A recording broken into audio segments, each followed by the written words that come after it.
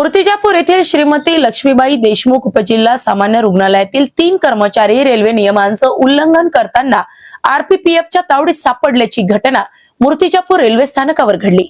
मिळालेल्या माहितीनुसार अकोल्यावरून मूर्तिजापूर येथे दररोज अप डाऊन करणारे हे कर्मचारी सकाळी सुमारे 11 वाजताच्या सुमारास महाराष्ट्र एक्सप्रेस मधून मूर्तिजापूर रेल्वे स्थानकावर उतरले।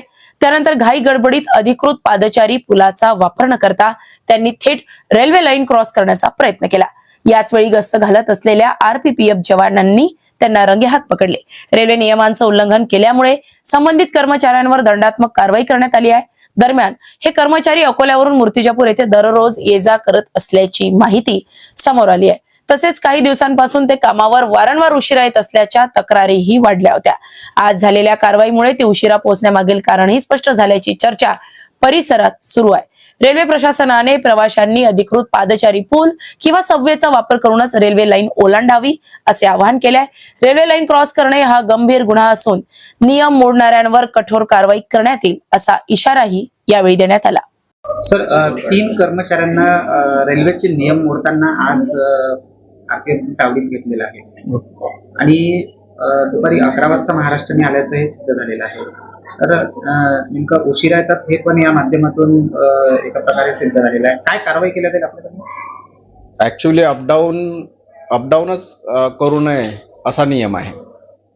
प्रत्येक कर्मचाऱ्याने अधिकाऱ्याने हे मुख्यालयी राहणं बंधनकारक आहे।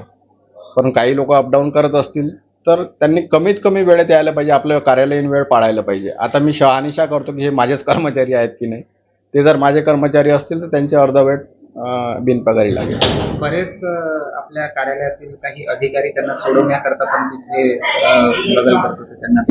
नाही असं माझ्या निदर्शनात नाही आलं। तुम्ही आणि याबद्दल कर्मचारी उशिरा येतात आणि नाही, कोणी चुकीचं करत असेल तर त्याला सपोर्ट करायला नाही पाहिजे आपण। ऍक्च्युली पण शोक व्यक्त केला, नाराजी व्यक्त केली होती याबद्दल की कर्मचारी उशिरा येतात आणि लवकर जातात, तर नेमकी कारवाई केली जाईल पाहिजे। हो, कारवाई निश्चितच केल्या जाईल आणि जे लेट लतीफ आहेत आणि जे लवकर जातात त्यांच्यावर आम्ही आता विशेष निगराणी ठेवून विशेष त्यांच्यावर आपण कारवाई करू।